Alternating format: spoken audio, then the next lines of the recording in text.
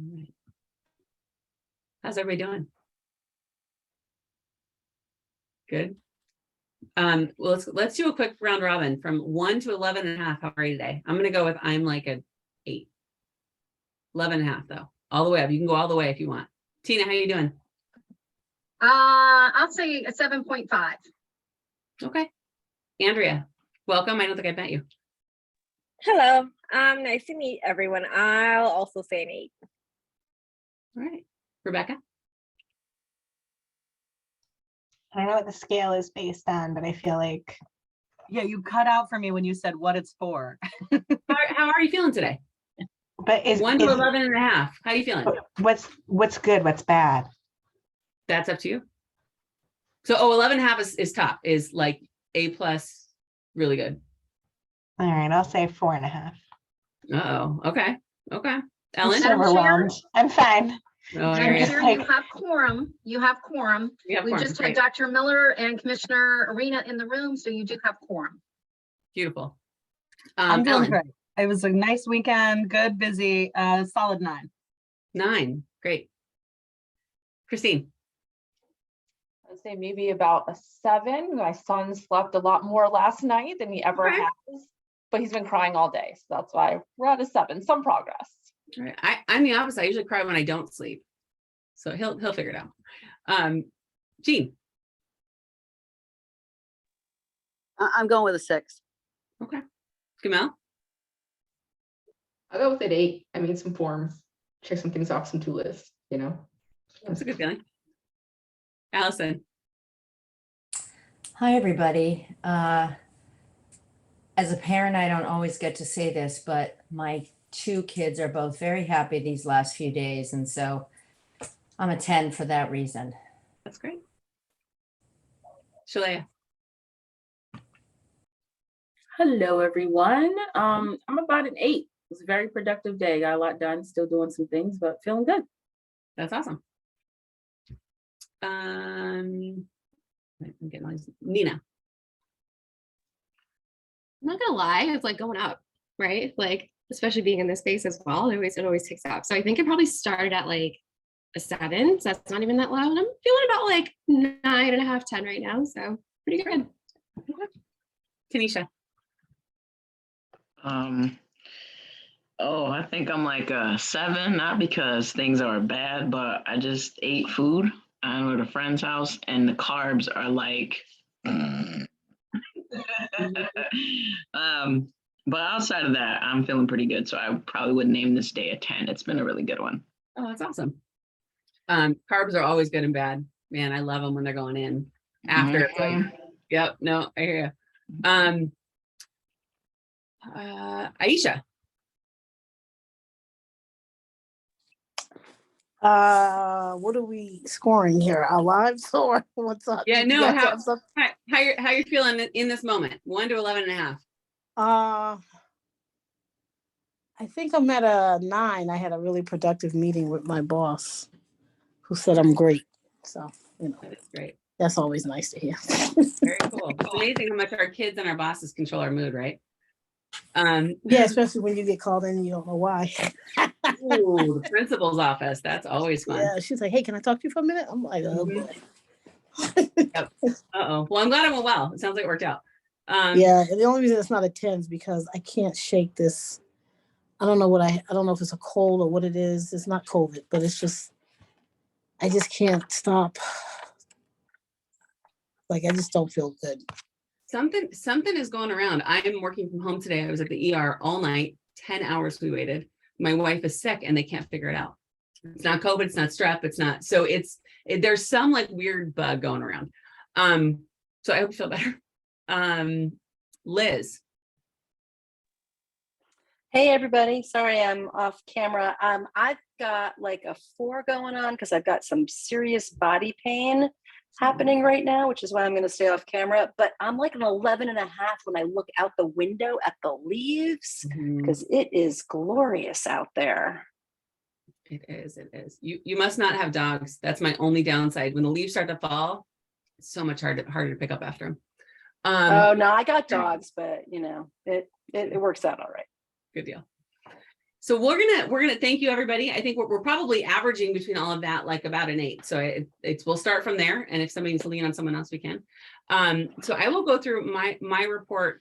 Before I go through any questions or any comments about anything, I want to really just start with summarizing the bullets of the year. So the executive committee met before we started the commission meetings to do a planning session to say, okay, what can we do? Now we're a quarter of the way through the year and I already feel like, oh my gosh, that's all we have left. Is what were we trying to accomplish this year at sort of a high level? And that's how I kind of structured my bullet points. And I think I'm going to do it differently for next time. Shaitia was sick today, so I didn't change it. But in general, what we're trying to accomplish this year, from my perspective, from the executive committee, right, is get the strategic plan reviewed so that we have, and through the lens of equity and inclusion, so that we have an updated version that's reflecting who we are today and where we're going. And we agreed to get, well, I guess I'll give my report as I give the bullets. And we agreed that we had bookmarked some consulting dollars. So we were going to use that to do that work, perhaps use the consultant that we had engaged to do our retreat, but then also pair that consultant with a DEI, somebody that was an expert in being inclusive and being equitable and those structures, so that work was happening at the same time, not after the fact. So doing the strategic plan, once the strategic plan is done, is also doing the bylaws, is revisiting those, looking at those, making sure that they're still relevant to who we are today and who we want to be. Having a successful 25th anniversary, and our esteemed most recent past chair has agreed to chair that. I think she is coming today. So with a little bit of an overview. I know the intense planning hasn't started for that yet, but she has agreed to chair, so that's exciting. So having an awesome kickoff to our 25th, something around the fact that we're also having the national meeting here this year. And this was my personal ask, was to have a new website, and we have the dollars to spend to give a repository so that we can have lists of women-owned businesses, lists of women-owned, Black-owned businesses, and a one-stop shop for what are our policies, what are our procedures, so that every time someone comes into one of these seats, because we all have a lifespan, at least as commissioners, that what are we leaving, so that the next iteration of us isn't constantly sort of reinventing the wheel, and we're not depending on institutional memory, but we're actually memorializing what we want in a centralized place. So that the website, and then I know Shaitia has linked to the website of the website developer that she's chosen there. So that work has started. To have our successful hearings, and I'll save those for program and planning, but to have the successful hearings, doing them hybrid for the first time, making sure that we're set for our FY24 budget. We had a boon this year. That's not going to be the case going forward. So we're back to doing that same level of advocacy. And then the policies and procedures, having those memorialized, including the commissioner onboarding. I see that as another opportunity to make sure that we are moving forward in a way that is equitable and inclusive through the way that we train and set expectations for commissioners. So I would say that at a high level, that is what we're doing this year.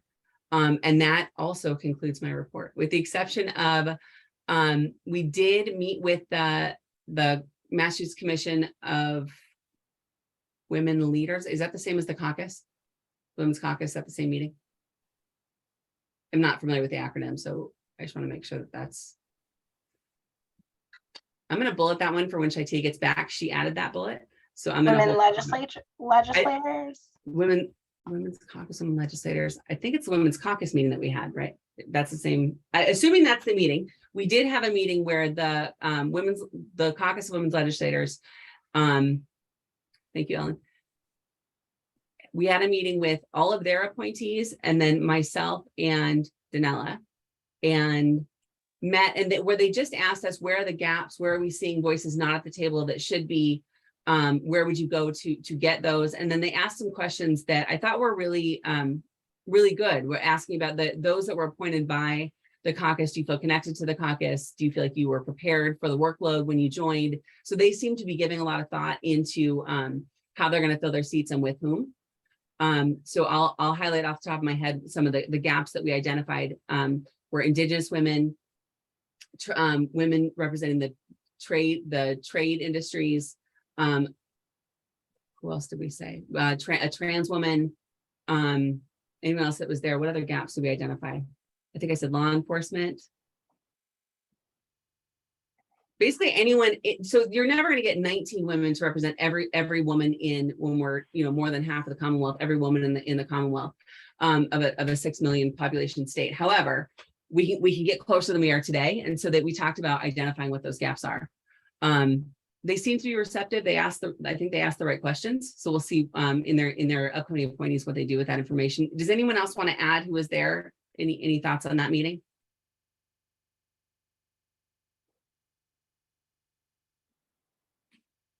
No.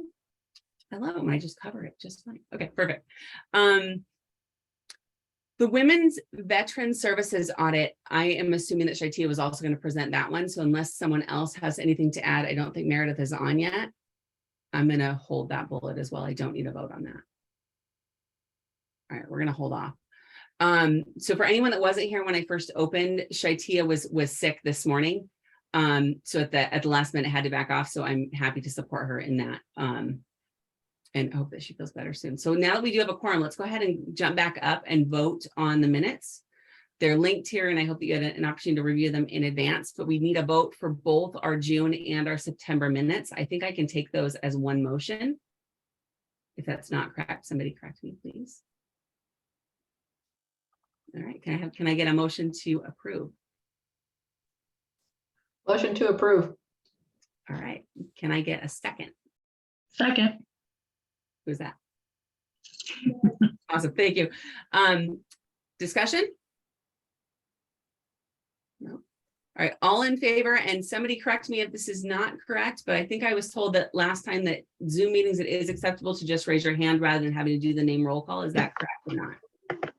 So I was the one who brought this up because I'm also a member on another commission where when we vote on Zoom, we use the hand raising function on Zoom and leave our hands up until the person who's counting the votes for the minutes lets us know to put our hands down. And then we don't have to do the roll call. So unless anyone, if you're opposed to that, please speak up. Otherwise, one of my favorite lines is silence is consensus. All right, good deal. So if you could raise your hands if you are in favor of the motion that was seconded to approve both sets of minutes.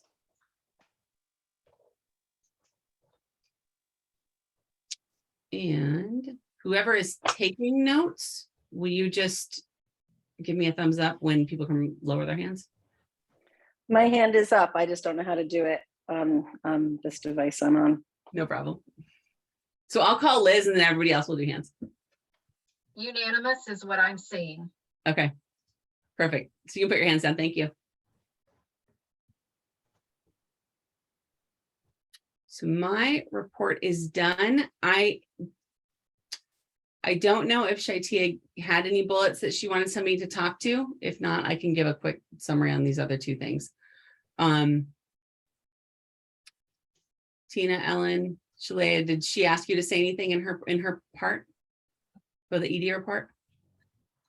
No. Ellen, it looks like Ellen has her hand raised. Okay, go for it. I would just chime in briefly. She did not ask me to say this, but we had a wonderful meeting, initial meeting with our tugboat consultant for the website, and we'll be floating around some smaller stakeholder groups. So Jill Ashton, Shaitia herself, and then we will open it to the wider commission. So please anticipate being invited to a roundtable. Join us if you're able. We'll start with the executive committee and work our way out, but we're looking at November. I keep being bugged by my 8-year-old instead of That's great. focus. No, that's awesome. So I'm really excited. We not only should we finish the website this year because we have the money to do it, we need to spend down the money, and it's going to give us a platform to do so much more work going forward once that's done. So, and those take a long time to build. So that is really great news. So thank you. And the conversations she's proposing are all encompassing. So not only a stakeholder phase with the, key discovery aspects, but also like a lockup for regionals, a custom for the 25th. She anticipates sort of the brand remodel to encompass all of these large projects you're talking about. That's really exciting. Thank you very much. So I would assume now that it's kicked off, that the website will actually come off of my report and actually go on to Shaitia's so that we can get an update every month on the progress on that work plan. I would also anticipate that the scope for that company first includes a project plan with target dates. So if somebody could write down a note to ask. We have that, Chair. I don't know if you it's do. appropriate to circulate. If you want to review, I wasn't sure, but happy to give you the proposal. Yeah, no, I think it's worth sharing with the commissioners just so that we have a full view of the timeline. That would be great. As far as the handbook and the operations manual, I believe Shaitia's goal is to finish them by January. But I'll let her confirm that when she's back. But they are in process. And with that, Nina, if you're ready, I'll go to the finance report. I'm ready. Tina, thank you for giving me access to share my PowerPoint. Folks, just as I get this opened up, just want to first thank and shout out the executive committee for giving me some really good feedback on how I think I'd like to present to you all moving forward. But I would like also to continue to get feedback from all of you as well on how I can continue to make this information as easily accessible and readable as possible. All right, so this is going to be the format of how I'd like to present moving forward so that everything is in one place. I want folks to just know that the mission of the Finance Committee essentially is to be responsible for the finances for compliance in order for the commission to reach their goals. But of course, first and foremost for me and top priority is making sure that we are on budgets and are on time for budget hearings and presentations and whatnot. So breaking up just some updates into these categories here. The first one is going to be the budget. So let's go ahead and dive in. We have now completed the first quarter of fiscal year 23. Yay! I have some links here to some specifics. If you want to dive in, you certainly can. The first link there is to the Q1 financial memo from Marjorie. And that summarizes what you see here in front of you today. So again, you can click on that and dive in. It also gives you a better view of this chart here as well, if you wanted to do that. I'm just going to leave this not in presenter mode so I can tab into different tabs if you need anything. So just shout out anytime if you do. To summarize though, Q1, we're starting out with this fiscal year, again, with this number here for our budget, right? A little over $1 million. That includes the state funding of 719. And I think this is important to reiterate over and over again that this is a baseline conservatively what we should think we operate with moving forward, right? Because this other amount here, which brings us to the million, is the fiscal year 22 supplemental, which we will spend down this fiscal year and not get moving forward. If we do, fantastic, right? But again, let's always remember that we're working with this number here conservatively. So for the Q1 budget, if we break this out by quarter, our Q1 budget comes out to 179,000 or a little under 180. Our Q1 expenses are more than that. They came in at 191 or just under 192, which creates a variance of negative $12,000. The reason for that is three different things. The first is that we had a contracted intern where there was an internship in fiscal year 22 that didn't end their internship until August 26th, meaning their internship carried over to fiscal year 23. That was one factor.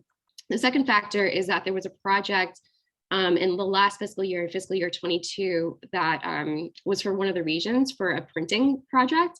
And that money, had to get paid out of fiscal year 23. And then the third piece that impacts this is that we have annual subscriptions to things that get paid in their first quarter, but that is factored into the overall year for the budget. So we're not over for that, right? That brings me to my next point here, which is that our remaining budget isn't $1,913,000 and our remaining expenses is still under that. So we are still at a net positive of $254. I'm going to pause there before we go into how that impacts our work for fiscal year 23 and what this means for fiscal year 24 and see if anybody has any questions for where we are in Q1.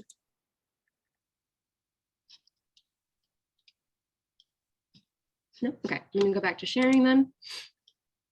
So how does this impact the work we're doing right now? You just heard it, right? We are able to go in and basically revamp our website, right? To increase access, obviously to increase engagement. There are a couple of other projects here that we're looking to do just this fiscal year alone in order to spend down the supplemental that will not carry over into fiscal year 24. So we are on target to be able to actually utilize that supplemental funding to do these projects that are highlighted in the green.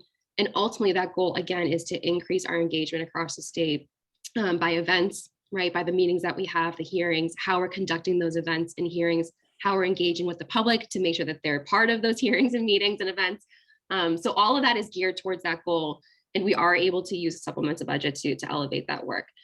The impact that has on fiscal year 24 planning, and I'll dive into that at the end of this presentation, is that again, we do have to be mindful that those one-off projects we're doing this year for the supplemental cannot be carried into fiscal year 24, right? So we're always just keeping an eye towards that.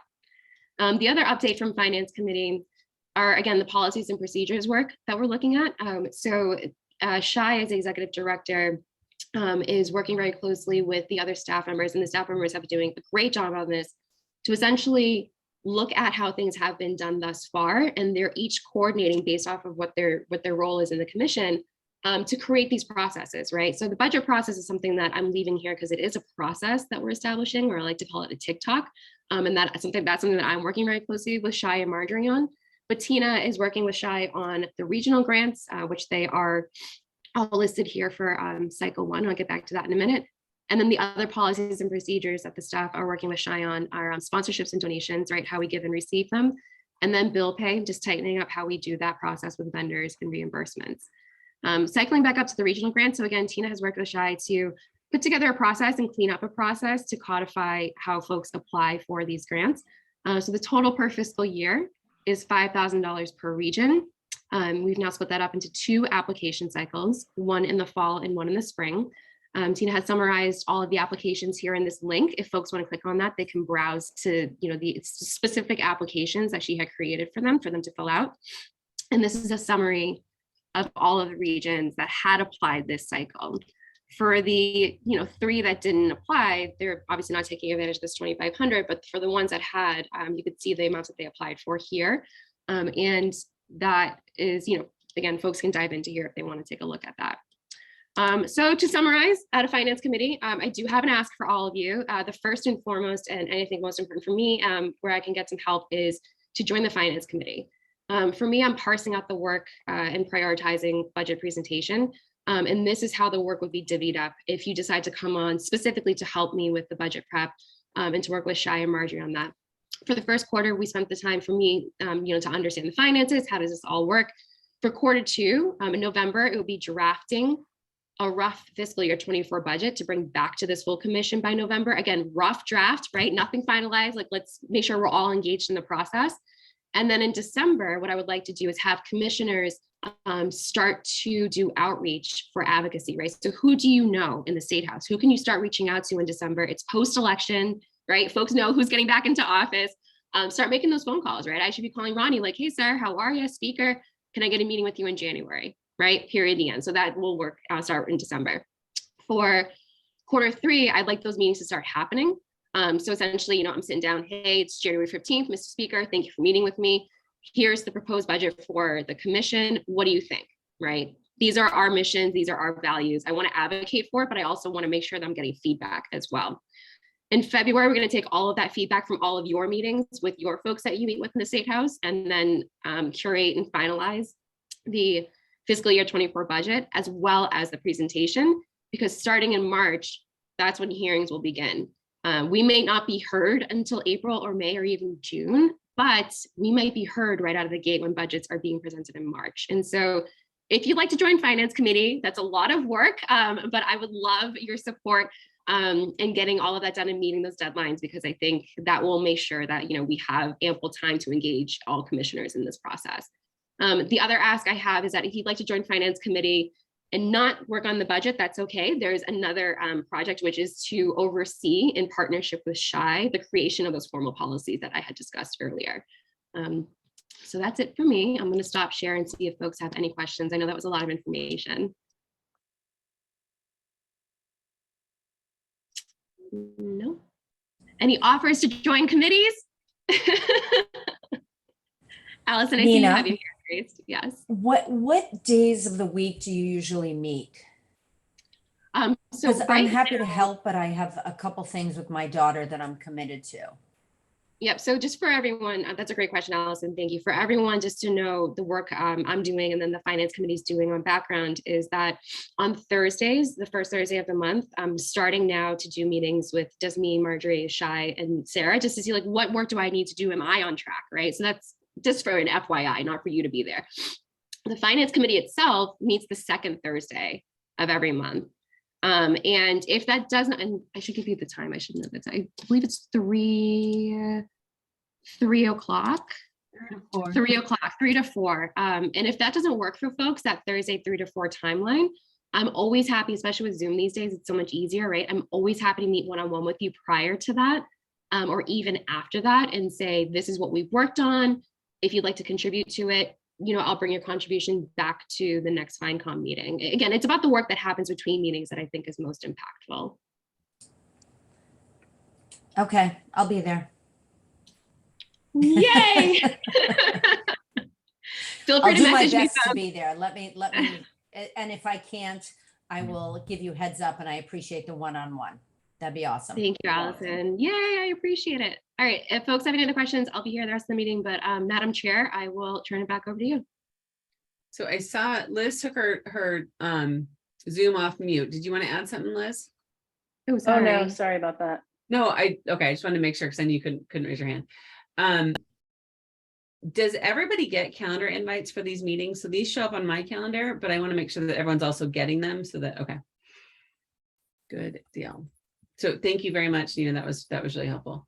Chair, I'm sorry to pipe in again. We also list them every month on our website. So if you're having a hard time or can't find the link, I go in the month before to make sure the next month is all set.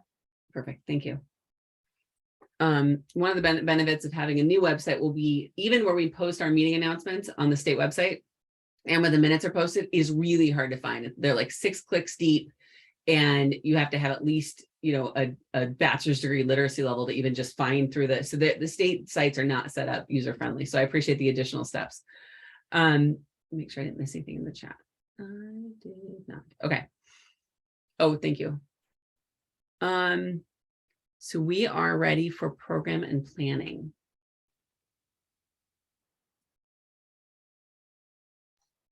Great. Becca? Thank you. So program and planning has a lot going on. And the first thing that we have for today is that we have recommended that 3 regional commissioners be reappointed. They requested reappointment, program and planning voted on their reappointment, and we now make the recommendation to this larger group. And if you click on the lovely link, you can see a really lovely chart that has our pretty colors on it and everything about our proposed reappointments. One is from Hamden County, Jacqueline Velez, who's the current chair and would like to stay on for another 2-year term.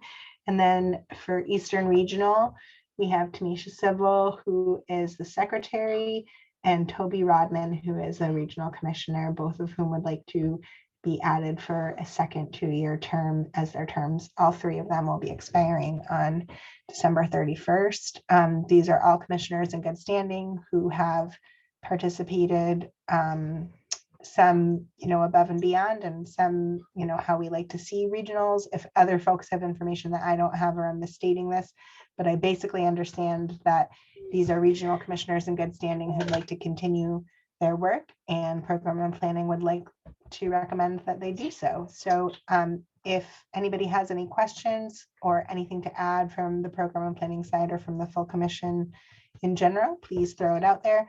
Otherwise, I would love whenever anyone is ready to entertain a motion to reappoint these 3. Oh, great. And now we have Meredith. So we'll have more regional appointments and reappointments, especially in the next couple of months, but this is the first 3.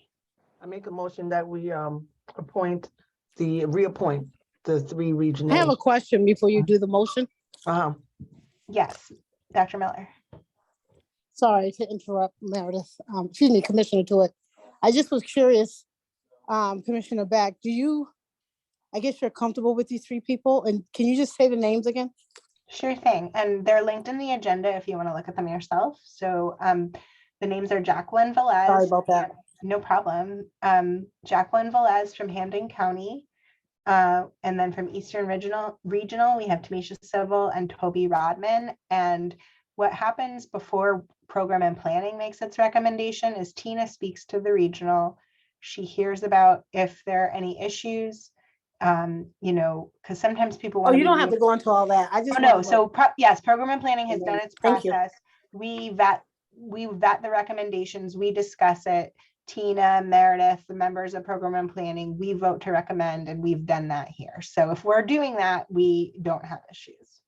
But that's a good question. Thank you. Well, okay, so I think Meredith, if we can throw it back to you, if you would please make your motion. I make a motion that we reappoint the 3 regionals, 1 to Hamden and 2 to Eastern Regional for the and second term. This is Aisha. I second. Thank you. So if folks are able to please use the hand raising function on their Zoom to indicate that you would vote in favor, and then I can call out, or Sarah as chair, you're welcome to call out anyone who, okay. So of the commissioners, I see Nina and Liz. Are you able to raise your hand, or are you not voting? Nina is voting, and Liz? I vote yes. Okay, so whoever is taking the minutes, are you satisfied that it looks like 11 in Looks favor? unanimous. Okay, and then I assume there are no abstentions and no no's because there's nobody left to vote. So thank you all. That was great. Moving right along. So our next full commission meeting will take place with our Pittsfield hearing on the 17th. Nina and Dr. Miller, are you still raising your hand because you'd like to speak, or do you just, okay, thank you. So we'll be having our Pittsfield hearing. You all should have gotten your toolkit in your email. The staff is hard at work reaching out to our electeds and partners. And if Alan or Shalea or anyone else wants to give an update from the staff perspective, I would love to hear it. But as far as I know, that hearing is, proceeding apace. Yeah. Do we have registrations yet at all? We do. I'll take We this one again. I'm have sorry to chime 7. in so much. Oh, Shalea, good. sorry. No, I see you there. Please, please. We have about 7 folks who are registered right now. 1 legislator is coming. So, we've invited lots of folks, and we'll continue those invitations throughout this week and next week as well. Great. And we're also in the process of reconstituting the Berkshire Regional, which I know Christine and Meredith and many others have put a lot of work into, Tina, of course. And we're not quite ready to make recommendations on those appointments, but we are hoping that maybe some of those hopefuls will also attend the hearing, and that maybe we can meet them and either indicate that they've been appointed at that meeting or that they might be appointed soon. I don't know if any of you have seen my Mila is just off screen, like squatting under me. So apologies if I'm a little distracted. Mila, come on. Zooming is always delightful with children. So any other comments, questions on the Pittsfield hearing? I believe we will have a hybrid option. And so it will be the same as Provincetown. If you can make it, wonderful. If you can't make it in person, please come on the Zoom.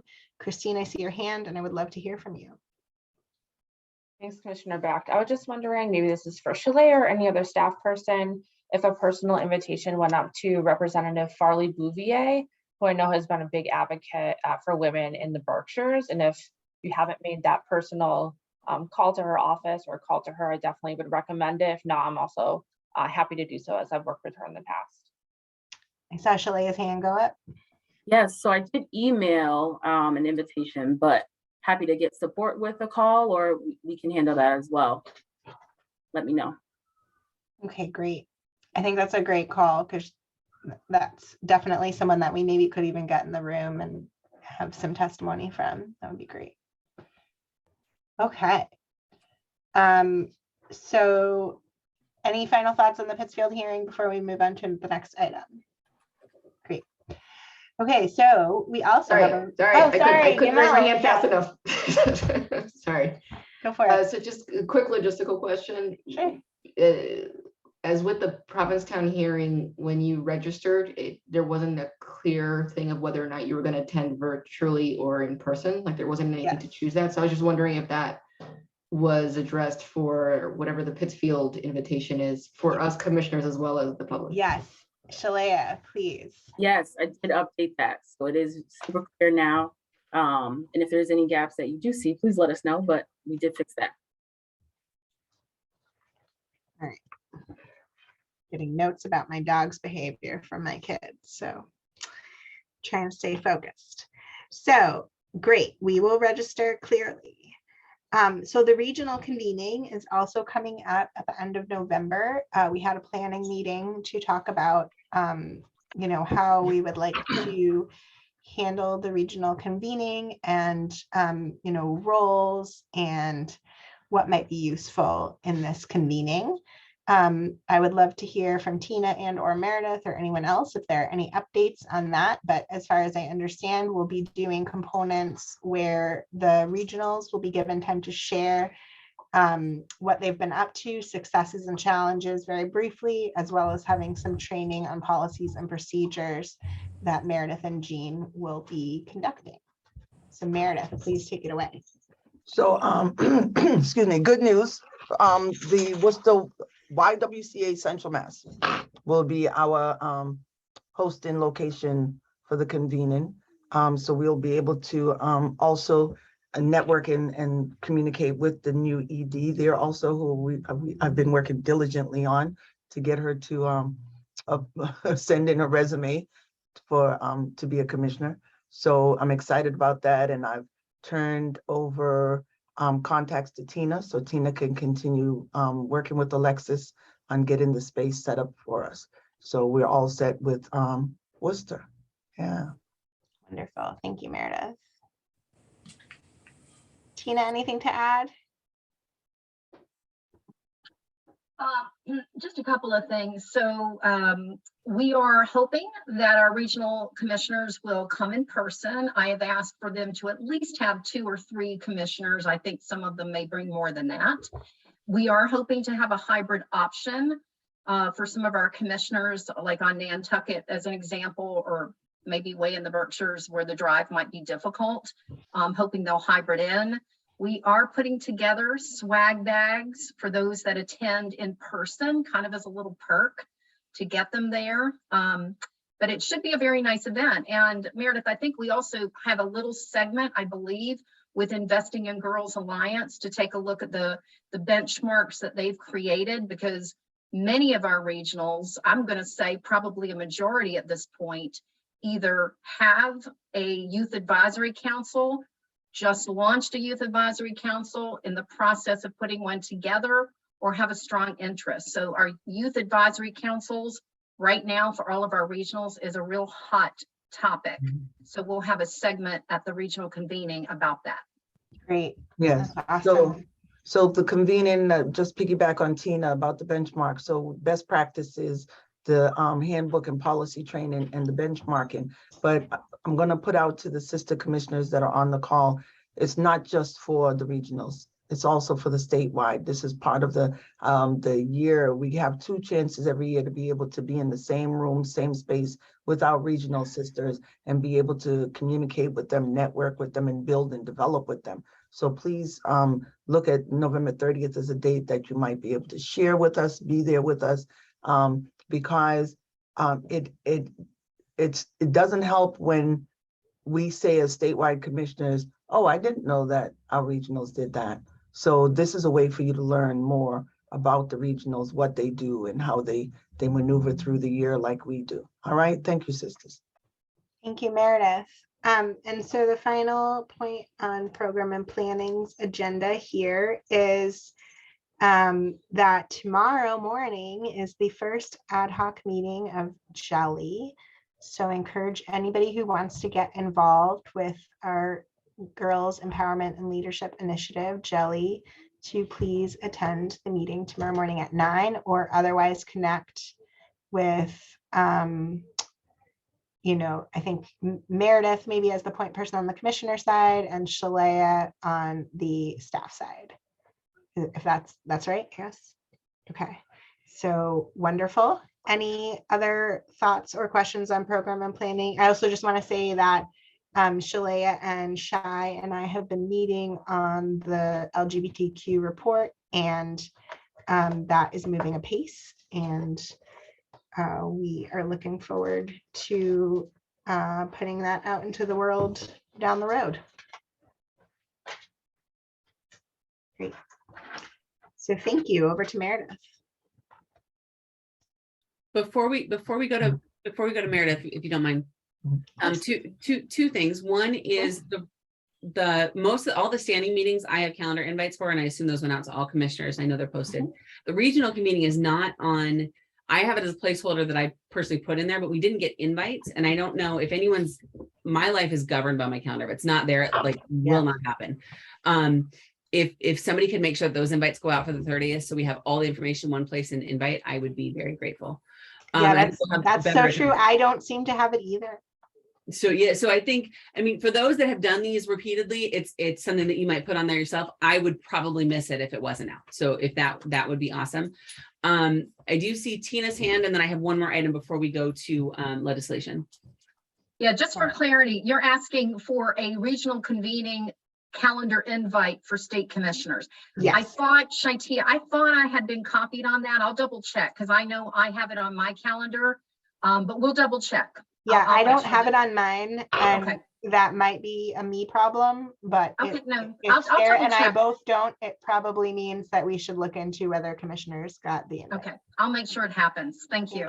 Thank you. And I know it went out in an email with explanations, but if the actual calendar invite itself is like gold. So thank you very much. And I overlooked that we needed another vote. So I'm going to actually kick it back to our treasurer to go through. There's some urgency around. We need the first round of funding for the regional grants. We have the budget for it, but we need to vote to actually release those funds so that they can start to begin that work. So I'm going to kick it back to the treasurer to ask for a vote and any other narrative you'd like to add. Thank you. And thank you for saying that you forgot, but I totally needed to get that done so I can start working on a clean fiscal year 24 budget. So thank you all for your patience on that. Hence why we need TikToks, right? So let me just share my screen again quickly for you all. Going back to the regional grant slide here. So again, to summarize, for the total fiscal year, each region has access to $5,000 in grants. We're splitting them into 2 cycles. And right now, what I'm asking all of you for is a vote to release these funds for the first cycle. They are only going to those regions who had applied, and 8 out of 11 have applied, totaling $18,500. Again, just each region can only apply for a max of $2,500 right now in this first cycle. So out of all of the ones that had applied, we're totaled at $18,500, which comes under the $27,500 that is allowed for this cycle. And so what I'm asking for again is a vote for us to release those funds to these regions for the work that they're looking to do in their areas. I will just note that the only change and difference in these applications, in addition to the work that they do for advocacy and outreach and events, is that in the past, when regions have brought on sorry, I'm sharing my screen so I can't see who just spoke. And Allison, I do see your hand raised. I just want to finish my thought, if that's okay, and then I'll come right to you. And again, I apologize for, I think someone had unmuted, but I missed them, so I'll try to get back to them as well. But yeah, so what I was saying is that for that work, interns in the past had done work in regions, and when they were given any type of stipend, it was labeled entitled as a reimbursement. And again, now in the process of cleaning up this work and cleaning up how we're doing this process, instead of calling them reimbursements, we're calling them stipends, and it all does still fall under the grant process. So that's the only change that we see here. But again, they do still have the limits that they do have to apply for, and they all do fall under those limits. So let me stop sharing my screen because again, I want to make sure I get to any questions before we move to Allison. You had your hand raised. I did, thank you. Just a quick sort of idea drop. If we're seeing any similar grant activities, you know, are many regions doing similar things? And if so, if it does exist, maybe that's something that we should consider for program and planning. If something works, how then do we take advantage of it in a larger format? Thanks. No, thank you. I appreciate that. And again, with the new application form that Tina had worked to put together, that absolutely summarizes information in a much cleaner way. And so that then allows us the opportunity to see what their crossover is. And I think that's something that now, as a member of FineCom, you can work with the chair of program and planning, Rebecca Bacht, on seeing, what we can do to collaborate. So thank you. And again, I do want to recognize that I heard a voice earlier, and I do apologize. I didn't see who had unmuted. So if you had unmuted earlier and I spoke over you, I apologize. Please raise your hand or unmute now so I can answer any questions you have. Nina, it wasn't you. I thought I was still muted and I answered my phone. Sorry. So Well, you know what? Thank you for letting me know. Yeah, Because I was going to sit here if you didn't say anything and be like, somebody unmuted. Where yeah. are they? So since we're here, I make a motion that we release the funds for the regional grants to be applied. Second. Madam Chair, are you the one that has to call the roll, or as a treasurer, do I? I can, go ahead. Oh, There's okay. a rule about that. All those in favor, if you could raise your hands.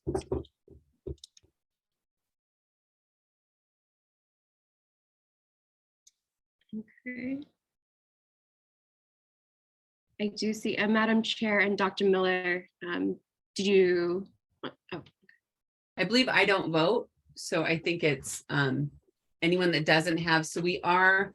I see Commissioner Clark just joined. Okay, perfect. So you got it. We're using the hand function so we can just count. Perfect. Right. And it looks like you have I'm just looking at the attendance. Looks like you have a unanimous vote. Okay. Thank you all. Thanks again, Madam Chair. Apologies, folks, for skipping over a little bit. I will turn it back over to you, Madam Chair. No problem. And with that, I'm going to kick it actually to Commissioner Tewitt. Thank you. Thank you much. Before I jump into legislative and public policy, Shalea, can you re-email Rep. Farley Bouvier? She just said send her the time and place for the hearing. She's going to be on the calendar. She'll register. All righty. Yep. Thank you so much. So legislative and public policy, as you know, we've been working diligently on the SANE letter and looking at everything else for the year. We can't do anything yet till we know who's going to be in action in January. So we're working behind the scenes. So we've been working on the SANE letter. And yesterday we were able to have our DPH meeting, the Commonwealth with Department of Public Health. And so I see our chairwoman shaking her head. So Chairwoman Glenn Smith, I did reach out to the Cape and Islands delegation to see how many people were in attendance in their meeting. And I was told they had 4 people other than the Cape and delegations. So I'm going to say to you ladies on this call that EOHHS and DPH were very concerned about the Mass Commission on the Status of Women. We had 15 at our meeting yesterday. They sent an army. We had to combat our letter. It was fascinating.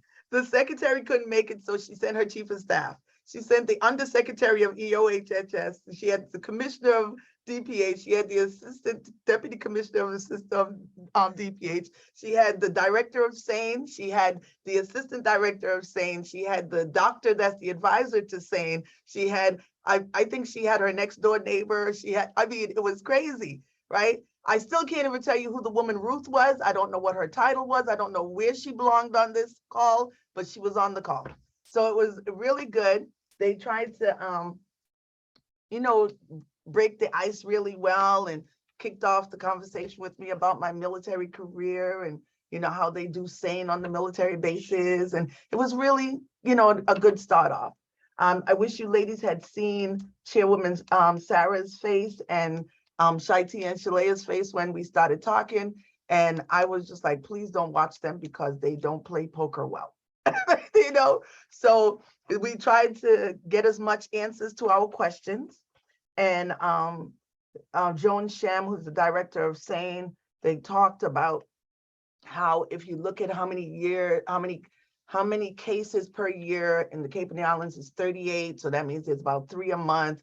They feel that they needed 25, listen to the number, 25 SANE nurses, sexual assault nurse examiners in the region should be 25. They claim we only have 8, but I was told 11 by their regional coordinator. So they say that retention is one of the problems and recruitment is one of the problems. And they really didn't look at the fact that they were short because they should have had 25 versus 8.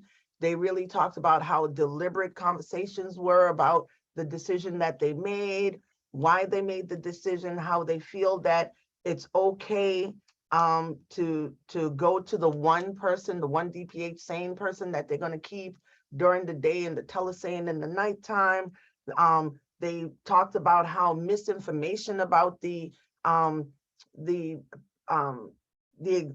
kits and so on might be misappropriated or moved, and how negative that is for statements like that, which of course we didn't put a statement out. We only sent a letter to them, and they sent it from 4 offices to 15 offices. Then they talked about, Dr. Garcia, this is the best part I like. The doctor who is the advising doctor talked about how awesome the program is in Arizona and Alaska. And wait, it's better. It's actually Arkansas and Alaska. Even better. If you're going to compare 2 states to Massachusetts, Arkansas and Alaska, dead on. Yeah. So the comparison of how well the program is running in those states to Massachusetts, how the telesane is doing really well in the 10 hospitals that they do cover in Massachusetts, how they are not neglecting, and how one of the issues is keeping up your certification, that you don't do enough exams, you don't do enough of these, that your certification and your is concerning that, so, and they do research training once a year.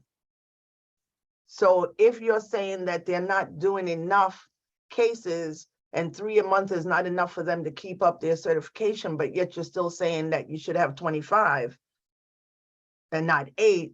So none of that really, the chairwoman afterwards in our huddle used a nice term, and I thought it was very cute how she did it, but I can't repeat it.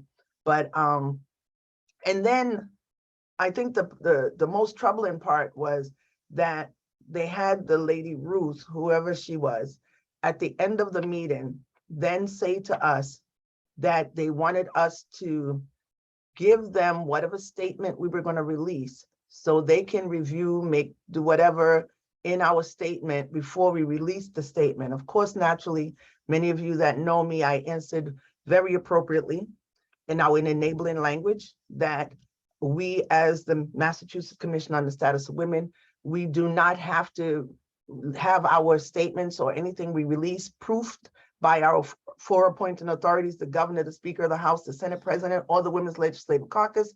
So I do apologize. We are not going to give you our statement to proofread it and grade it before we release it. We'll give it to you 24 hours before we release it so you can view it before the public sees it. That's what we can offer you. I don't think that we're very happy with that. But we did get them to commit that we can come back in 6 months and sit at the table with them to see how things are progressing, because as November 14th, they will be going into their new plan of one sane person and telesane. Today I received an email from the Cape delegation because they received an email from the sane nurses in the Cape region that DPH has now sent them an email stating that if they want to stay on as sane nurses and continue on, that the training is coming up, the recertification training is coming up, they can attend that training as long as they plan on covering the Southeast region, not the Cape region. So the Southeast region means that they have to cross the Sagamore Bridge to come up to Bridgewater and places like that to keep their contract as sane nurses.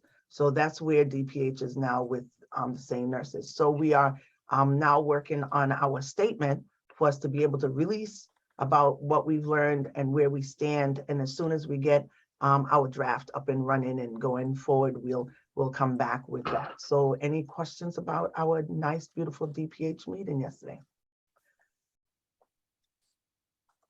Okay, hearing none, seeing none. That's a good thing because I wouldn't know what else to say other than they were crazy. All right, so we're going to come back after. Oh, Sarah, yes, sorry.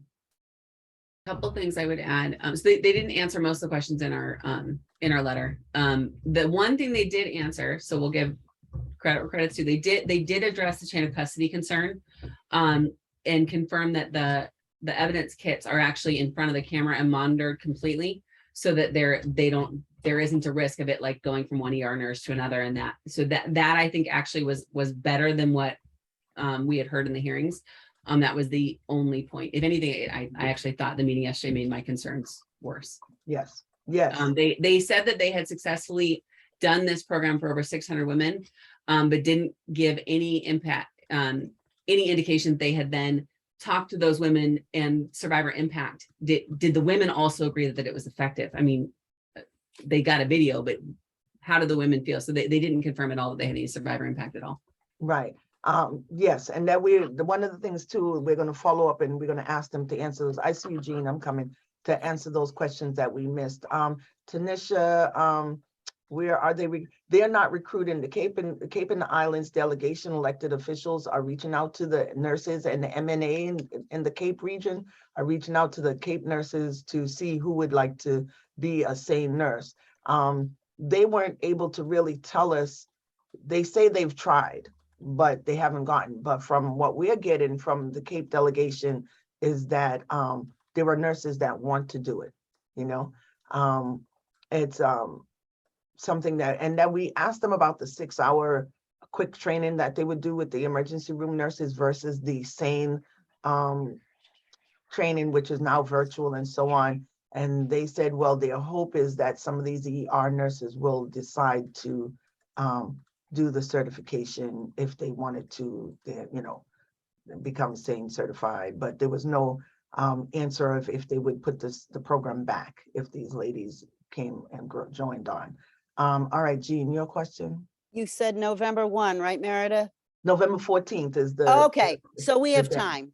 the What deadline. I'm saying is Yeah. we're gonna see some new people in important places, Yeah, and they need to know about this. This is woefully unacceptable, yeah, what they're saying. Yeah. If you want to compare me to Arkansas, you need to get a new life. and This is- Alaska. I mean, Alaska, was the main part, but whatever. it was too, Alaska and Arkansas. Yeah, so, but It's from, unacceptable. yeah, and from what we were seeing, and I don't know if Sarah felt the same way that I did, everyone that was at that table, all the way up to the chief of staff for the secretary of EOHHS, no matter what we do, November 14th, unless we really put fuel to fire, November 14th, this is their answer. If these ladies don't want to drive that extra hour to come to the Southeast region, they won't have contracts as SANE nurses. And they can't get off the Cape and go to even Fall River easily. Yeah, it's not. So, you know, and there's a need there to, I I know. never mind, We're- my we're Irish working is on it. up. We're working on, but any thoughts, anything that you have that you think we should add in the statement, email it to myself or Shalea, and we're working on that. Mary Ann, your hand I saw next. Yeah, quick question. Thank you. So is DPH the only entity that can certify someone to be a SANE? Where I'm going with this is, say, for example, you want to be a paramedic, you can go to different places like a university or a college or a company that makes you certified. Is that a possibility where we can put our, take another effort and lane towards another entity other than DPH? I'm guessing So- the answer is no, it's just DPH. So it's through UMass Medical out in Worcester that they do the training. It's intensive 48 hours, and then the what I call the what's that work with the residency work where they do the exams on a It's the live model. clinical, those are the clinical, clinicals. Right. So the clinicals is another 8 hours on a live model, and that's the concern. So the Cape delegation, working with the nurses, the MNA region for the Cape, are trying to, they have 5 nurses that are interested. It's to get them to do the virtual course because it's virtual now, but the clinicals are at UMass Medical in Worcester. So those are, and that's the only entity that you can go through because it is the only entity that DPH that has the same certification in the Commonwealth. Yeah. Okay, thank you. No worries. Yep. And oh, they were very excited to explain to us that they are now, Commonwealth saying is now the TA for 5 other states, was it, ladies, that they were starting pilot programs in, and we are now the teaching assistants to those states, you know, so they know what they're talking about. If you listen to how they were telling us, we know what we're talking about because we are so good at it, you know, but yeah. All righty. Okay, so anything you guys want to add in, just send it to Shalea or myself, and we'll incorporate it somehow into the letter. I think we did an awesome job on the first one, because if we got 15 people to show up to beat back our letter, then you know we did well. We have their attention for sure. Yes, we did. Yes, we did. Can I add one more thing about yep, their request to review our stuff before to approve what we put out? I think the word they said approve before we put out, and you did a brilliant job in handling the response to that. Is we're here to elevate the voices of the women that live in the Commonwealth. For us to edit that would be a direct contradiction to our mission. Like we cannot. Is they did it under the frame of the letter has a lot of misinformation. And they don't want to further have misinformation spread out so that it would disincentivize victims. And they did use that word multiple times, but survivors coming forward, which I found offensive. That would be, we would, that's the exact opposite of what we're trying to accomplish. And that's why, but they're concerned that bad press around this program would actually disincentivize people from coming forward. And they use that word many times, the bad press, but we've not been to the press. We've not, the only press has been from the Cape with with them and the Cape delegation and the nurses. So, you know, like, okay, you know, we're feeding off of what we're hearing on the ground, and they didn't appreciate that we had so much solid knowledge and facts in our letter. And I think that's why they came ready for a fight. All righty, so that's where we are on the same. That's going to come. We are bringing to the full commission the National Women's Law Center works on a lot of amicus briefs across the nation on different things that impact women and girls across the nation. And in my national hat, I get the emails regularly. So now I've been sharing them with Massachusetts. We missed out on one back in the spring because there was not enough time to be able to sign on, because sometimes when you get the brief, you only have like a week and a half, 2 weeks to sign on. And if we don't have a full commission meeting or executive meeting, then we have no process, no policy on how to deal with that. We have 2 new ones that have come to the table.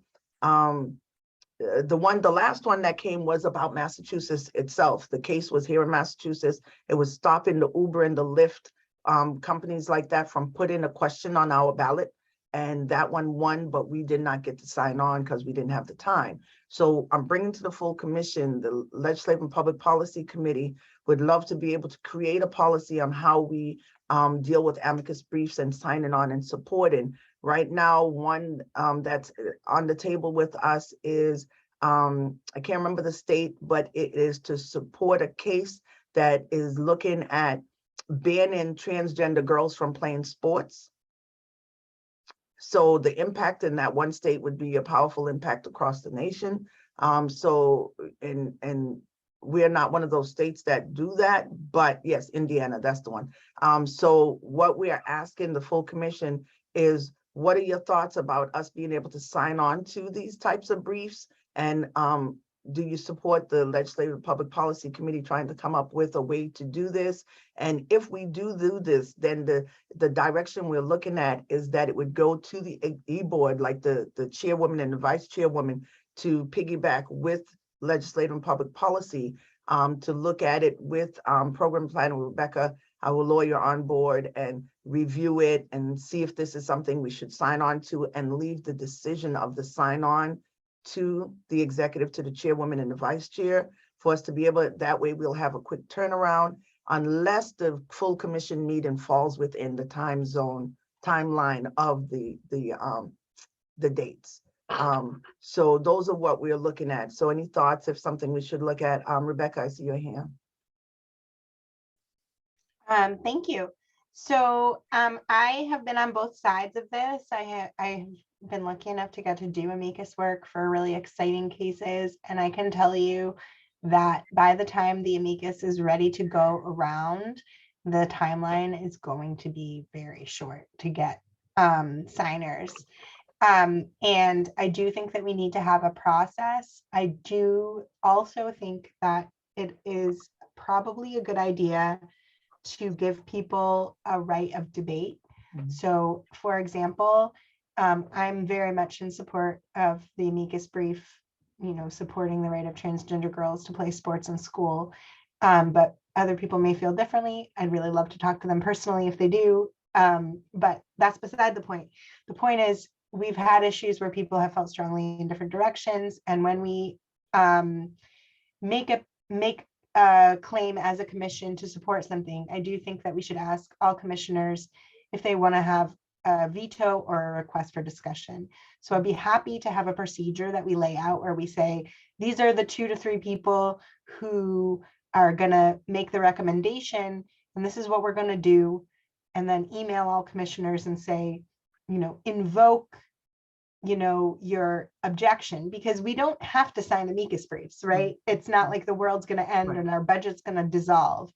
If this is something where there's a lot of disagreement, there's some issue where really people feel both ways about it, then maybe we shouldn't sign, even if the chair and the vice chair or whoever it is both feel very strongly in favor. So I love the idea of us going out there, getting our name on amicus briefs. I know personally some really fantastic lawyers who participate in, some law professors and some partners at fancy law firms and stuff like that, who do a lot of this work. And I think we could get even more opportunities than we have now. But I do think that we should have a process that allows all commissioners to weigh in if this is something that they want us to support. Okay, thank you. Thank you for that. Marianne? I see you, Dr. Aisha. Thank you. So quick question is that I think Commissioner Bach, you may have answered this part, is would we go through the same review process like that point factor system when we review legislation that we either want to support or not support? And I think Commissioner Tuitt, you had mentioned that as well. Something similar, yes. Similar, So we okay. would create a matrix of how yay or nay, or is it worth it? Is it, Nina said that was her question, yes. Right, so it would be, we would create a matrix, pull the similar matrix that we do for our legislative policies and look at it in with the brief in mind, yes. This question is to help us to understand how we could create and how we can do the process in policy. So everything you ladies are saying, Shalay and I are gonna take to the table and try to create a way for us to do it. Again, it's all to look at if the brief falls within the time that we have a full commission meeting where we can talk about it, then but if it falls just in the timeline, like a legislative policy meeting, then we have to figure out who does it go to, right? All right, thank you. Thank you. Yeah. Dr. Aisha.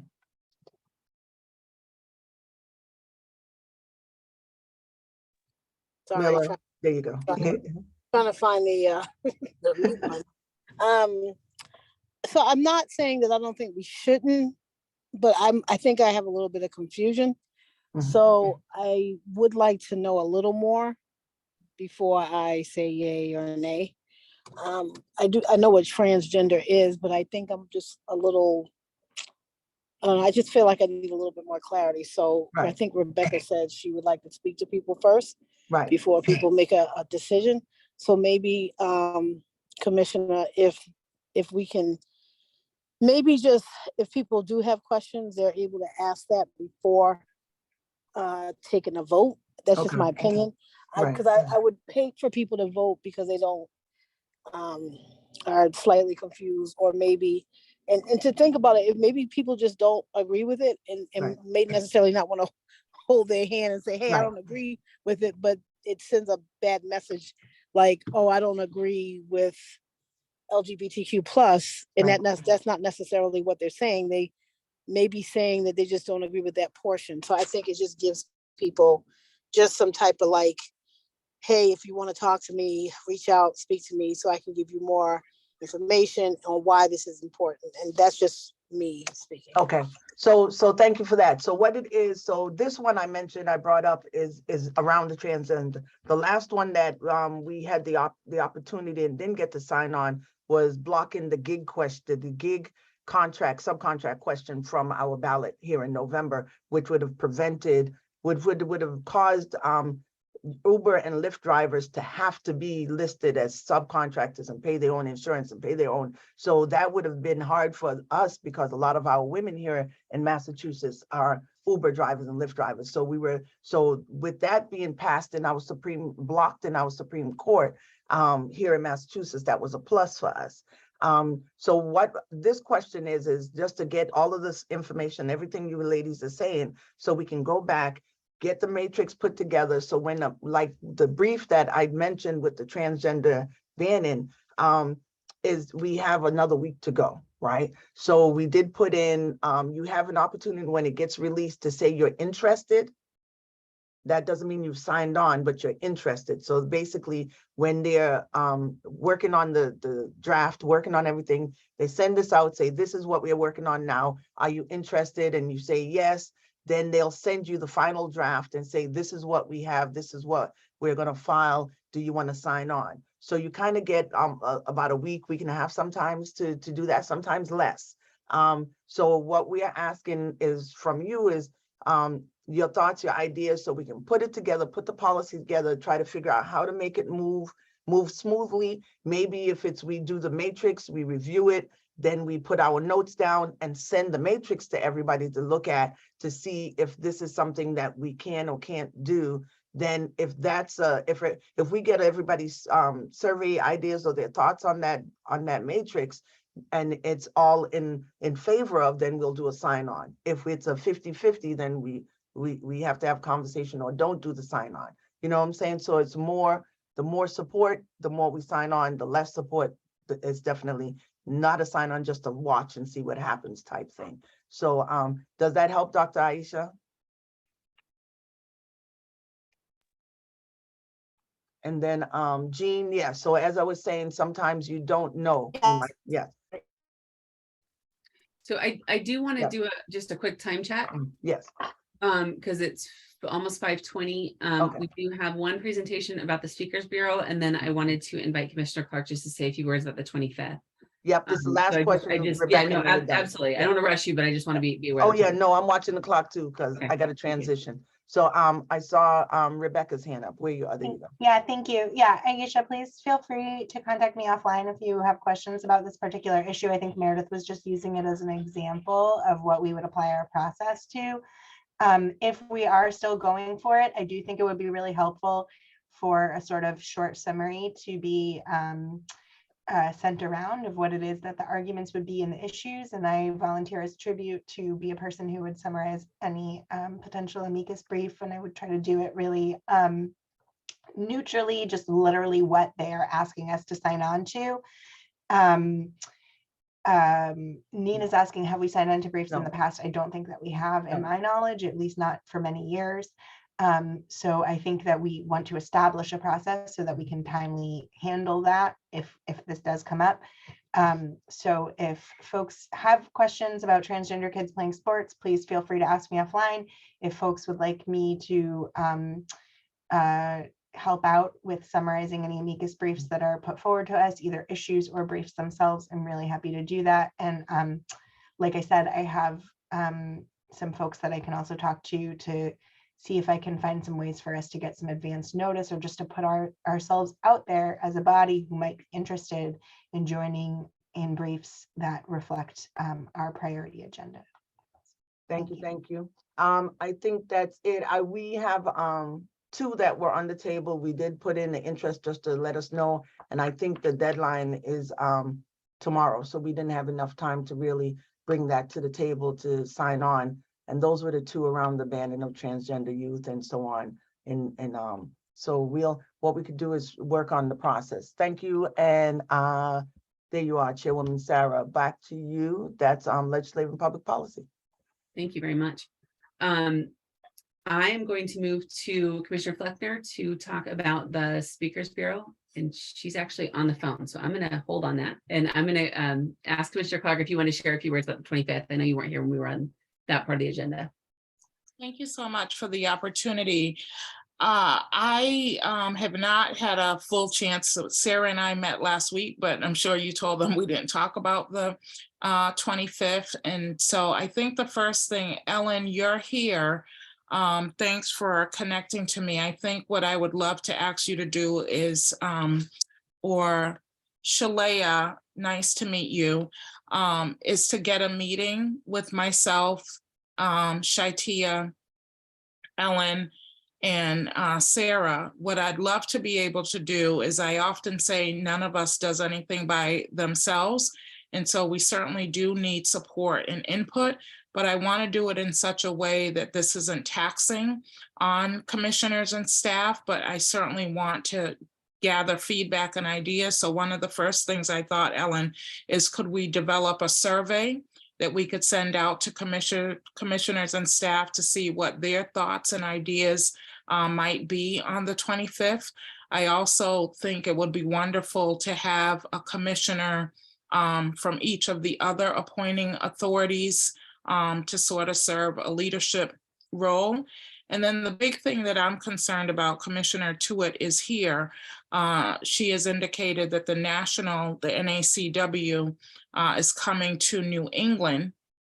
However, the whole state will be Massachusetts. So I said it in our executive committee meeting last week, I want to make sure we're not tripping over each other, so that once we come up with what it is that we want to do as a collective, that we make sure we're in some sort of coordination with Commissioner Tuitt and the NACW, because we don't want her going to Governor Healy elect, and we going to Governor Healy at the same time. And I don't know if the NACW plans to fundraise, but our vision is to at least raise $250,000. This is the Massachusetts Commission on the Status of Women. So our event will also be held in Massachusetts. But I think the first thing is to get a meeting.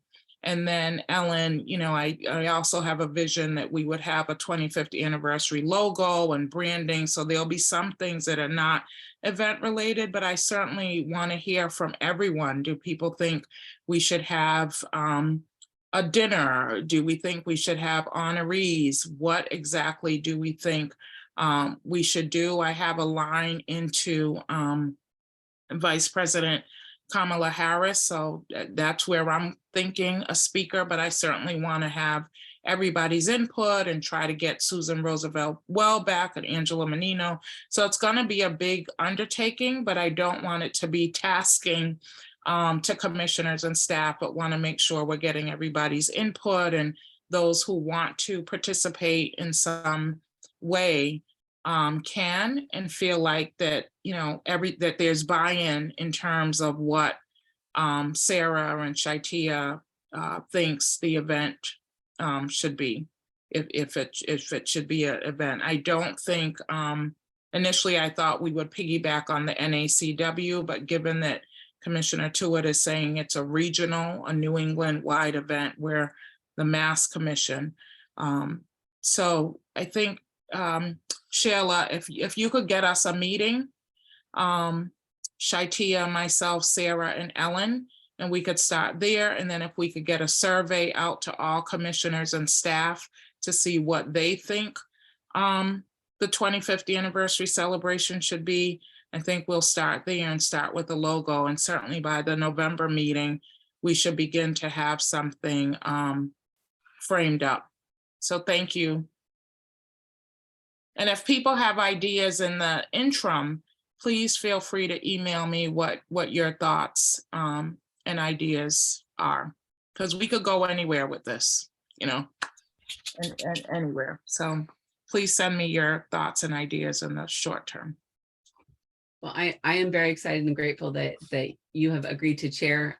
We could go anywhere with this, but I would limit them by my ideas for sure. So I am really excited. So I will certainly make myself available whenever that is convenient, and look forward to having the conversation. With that, I'm going to go to Commissioner Fleckner. Great, thank you. Okay, I'm just going to share a screen, and let's look at the time. Okay, so we have 4 minutes. I will not take all 4 minutes, so we can do other things. A big thank you to Shai. Her and I have been working on this the past couple of months. So the Speakers Bureau, very quickly, for those who are not familiar with the Speakers Bureau, so it is just a collection of speakers, and it can be a particular topic on women's and girls' issues.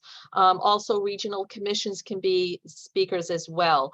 We sometimes work with partner organizations, for example, the Treasurer's Office, when we were talking about pay equity. We represent the commission at public speaking engagements, webinars, roundtables, radio, talk show host. We also participate in educational programs, for example, the Young Women's Council. And we also partner and collaborate and do community outreach for other programs such as the community conversations. And this is an opportunity for reach out to the emerging leaders, with future leaders, again, women and girls. And the new part is the mentoring program, which I will quickly be talking about. So very quickly, the history, the Speakers Bureau has been in existence for 18 years. We started in 2004. It was headed up by Liz Hart and Chris Chanya-Solkit, and Liz Penny Blaisdell in 2020, a couple of years ago, under the supervision of the Program Planning Committee. And here we are in 2022. So again, this is 18 years that the Speakers Bureau has been around. We have 3 main goals. Mainly is to educate and engage and galvanize the public around a certain topic, around women and girls and how they're affected here in Massachusetts. And we develop those relationships with other organizations, creating partnerships. And the third piece is connecting with emerging leaders and change makers. And that has to do with this third piece that we're creating under the Speakers Bureau is a mentorship program. The process, there can be 2 types. There can be a potential host, and they're going to submit a request where they are asking for a speaker, and us actually identifying speaking mentorship opportunities. So the flow chart, which follows here, is this is the process of responding to requests. So a host organization will reach out to us. They'll submit a request form, letting us know what they're looking for, what the topic is, what type of speaker are they looking for. And so we review their request, we share this request with the commissioners. And then once the speaker is identified, the staff also facilitates the connection and supports the preparation of that speaking engagement with the speaker. The event takes place, the speaker completes a report form, so we can then look back and see what went well, what didn't go well, how can we make it better, and any other necessary follow-up the staff will conduct with the speakers and the partner organization.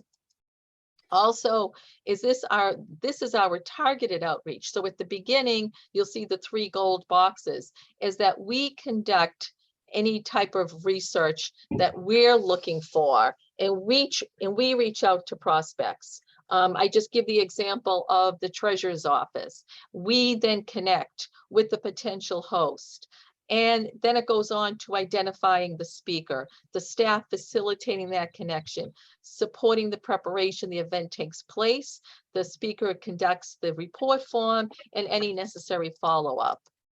So these are just 8 examples from 2021. You'll see that there are roundtable series, radio interviews, a lot on pay equity, and other topics that were discussed: LGBTQ+, COVID, racial equity, childcare, Common Start. This is a sample speaking abstract. This was Nina Campbell when she was speaking about pay equity. On the 4th line, starting with the quotes, the new Massachusetts Equal Pay Law, 100 years in the making. That was the title. And what we did is that we co-chaired the Pay Equity Task Force. She did with the Women's Bar Association, and we partnered with the Treasurer's Office, the AAUW, and community colleges. So it gives you a flavor. We provide resources. We provide a boilerplate for a presentation, could be a PowerPoint presentation, for example. We assist in drafting any remarks, talking points, PR, and we support the event itself, the coordination, the logistics. So the mentorship pilot, this is the new part. So what Shai and I did is that we were looking for, where are we now? We provide support to women and girls in Massachusetts. So research does show that having a mentor, having someone that you can look up to, having a sponsor can help someone land that raise, land that job, get that promotion, getting new assignments. And so here we want to present and get the buy-in for this mentorship pilot. And so we'll be researching mentorship opportunities. And once they're identified, is connecting staff who may be able to facilitate this connection, and you can opt in. And that's it. Thank you.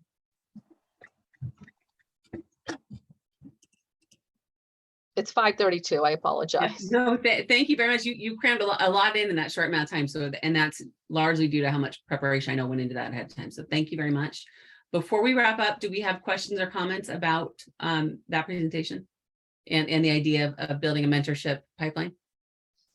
Oh, I should also add that we started with the program planning committee and we went to the executive committee as well. And we're here to all of you, the full commission tonight. Great. Well, thank you very much. Any final comments before I ask for a motion to adjourn? No? All right. With that, can I get a motion to adjourn, please? Thank you for a great meeting. We got through quite a bit. Motion to adjourn. Second.